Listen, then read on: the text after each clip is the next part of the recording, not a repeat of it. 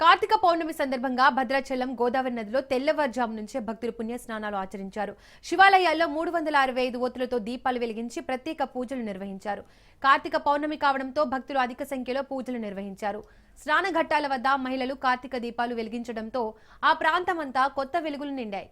మహిళలు భక్తి ప్రవత్తులతో దీపాలు వెలిగించి సీతారామచంద్ర స్వామిని దర్శించుకుని కానుకలు సమర్పించి మొక్కులు చెల్లించుకున్నారు. భక్తులకు ఎటువంటి ఇబ్బందులు కలగకుండా దేవాలయ కమిటీ, పోలీస్ శాఖ ఏర్పాట్లు సిద్ధం చేశారు.